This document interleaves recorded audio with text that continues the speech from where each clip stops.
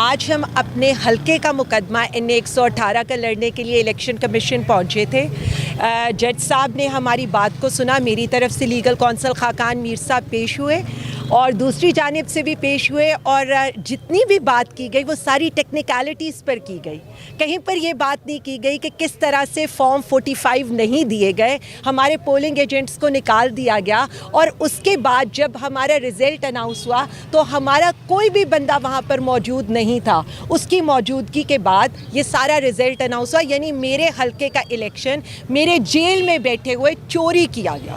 نہ صرف چوری کیا گیا بلکہ میں یہ کہوں گی کہ رات کو اس پہ ڈاکہ مارا گیا, اور اب اس ڈاکے کو بچانے کے لیے یہاں پر ٹیکنیکلٹیز کا سہارا لینے کی کوشش کی جا رہی ہے. انٹرسٹنگ چیز یہ ہے کہ میرے اوپوننٹ کے جو لیگل کونسل ہیں وہ RO کو بھی ریپریزنٹ کر رہے ہیں.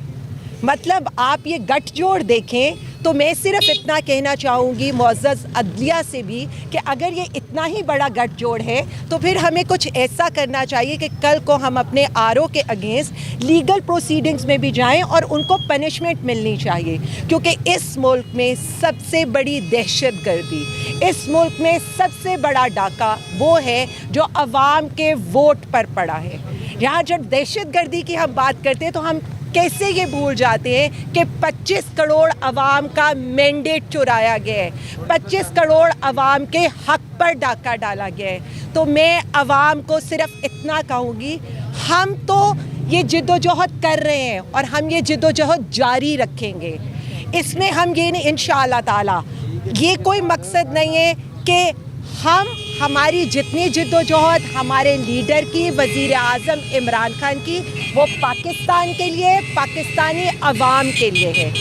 8 فروری کو جیسے آپ نکلے تھے, آپ نے خان کے گریبان تک پہنچنے والے ہاتھوں کا بدلہ لیا تھا 8 فروری کو ووٹ سے. بالکل اسی طرح 24 نومبر کو آپ نے پرامن طور پر پاکستان بچانے, خان بچانے, اپنی آئندہ آنے والی نسلوں کو ان چوروں لٹیروں سے بچانے کے لیے نکلنا ہے. میں صرف اتنا کہنا چاہوں گی, ہم تو جد و جہد کرتے رہیں گے, ہم تو آپ کی نسلوں کے لیے, اپنی نسلوں کے لیے, ملک کے لیے یہ کوشش جاری رکھیں گے. لیکن اب وقت آیا ہے, خان کا قرض اس پاکستانی قوم پر ہے, وہ جو جیل کاٹ رہا ہے وہ میرے اور آپ کے لیے کاٹ رہا ہے. 24 نومبر اسلام آباد, ہم آپ کا انتظار کریں. PTI کی ساری کالز کامیاب ہوتی ہیں. کامیابی کس کو بولتے ہیں؟ جب قیدی نمبر 804 اعلان کرے اور پورا ملک بند ہو جائے.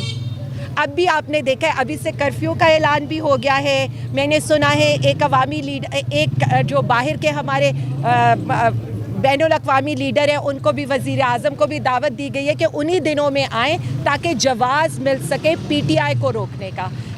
کیا آپ نے یہ دیکھا ہے کہ یہ سارا کچھ کسی اور پارٹی کو روکنے کے لیے ہوا ہے؟ ہماری پارٹی کو توڑنے کی کوشش کی گئی, ہمارے انتخابی نشان لینے کی کوشش کی گئی, ہمارے کاغذات کھینچنے کی کوشش کی گئی. میرا جو لیگل کونسل میرے ساتھ کھڑا ہے, یہیں پر اس کو گریبان سے پکڑ کے اریسٹ کیا گیا جب یہ میرے کاغذ جمع کرانے آیا. کون کون سا ظلم ہے جو PTI کے ساتھ نہیں ہوا؟ آپ کے سامنے میں ہر روز, ہر نئے شہر, ہر نئی عدالت میں پیش ہو رہی ہوں. جو خان صاحب کے ساتھ ظلم ہو رہا ہے, جو ان کی بیگم صاحبہ کے ساتھ, اس سے زیادہ کیا ظلم ہو سکتا ہے؟ اس کے باوجود بھی اگر پاکستانی عوام نہیں مان رہی, اگر ہم نہیں مان رہے, تو اس کا مطلب ہے کہ جو کرنے والے ہیں ان کو اب یہ سمجھنا پڑے گا کہ آپ کو اس ملک کے لیے, پاکستانی عوام کے لیے اس لیڈر سے بات کرنی پڑے گی جو عوامی لیڈر ہے. ملک عوامی لیڈر کے بغیر میں صرف اتنا کہنا چاہوں گی, وزیر دفاع, کیا پوری حکومت کی توجہ صرف PTI اور عمران خان کے اوپر ہے؟ کیا ملک کے سارے مسئلے حل ہو گئے ہیں؟ کیا دفاع کی صورتحال حل ہو گئی ہے؟ مجھے یہ بتائیں, روز ہمارے فوجیوں کی شہادت ہو رہی ہے, روز دہشت گرد اس ملک کے اوپر حملہ آور ہے. وزیر دفاع کو کبھی آپ نے سنا ہے کہ وہ ان کی مذمت کریں؟ اس کے بعد ان کا اس پر بیان دینا تو یہی شو کرتا ہے کہ وہ پہلے سے ڈرے ہوئے ہیں, ہماری کال سے وہ ڈر جاتے ہیں. دوسری بات تو یہ ہے کہ اگر خان اپنے بیٹے سے تنخواہ لے رہا ہو تو آپ یہ کومنٹ کریں. اگر خان کے جو صاحبزادے ہیں وہ پرائم منسٹر آفس میں بیٹھ کر یہاں سے اپنے کاروبار چلائیں تو آپ خان صاحب کے اوپر کومنٹ کریں. کیا خان صاحب کے دور حکومت میں کبھی ان کے صاحبزادے یہاں پر آئے؟ تو میں عوام کو بتانا چاہتی ہوں اس تحریک کی آنرشپ بھی آپ لیں گے. اس پارٹی کے عمران خان کا حقیقی وارث 25 کروڑ عوام ہے اور ہم عوام ہی کی طرف دیکھتے ہیں.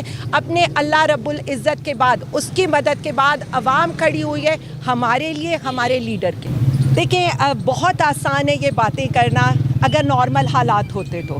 اگر نارمل حالات ہوتے تو ہم بھی یہ بات کر سکتے تھے کہ ٹک ٹاکر کو آپ نے یہاں پر وزیر اعلیٰ مسلط کر دیا جو خود سے الیکشن ہاری ہوئی ہیں اور جو جینیوا تو پہنچ گئی ہیں اور عوام کو یہاں اسموک زدہ ہوا کھلا رہی ہیں.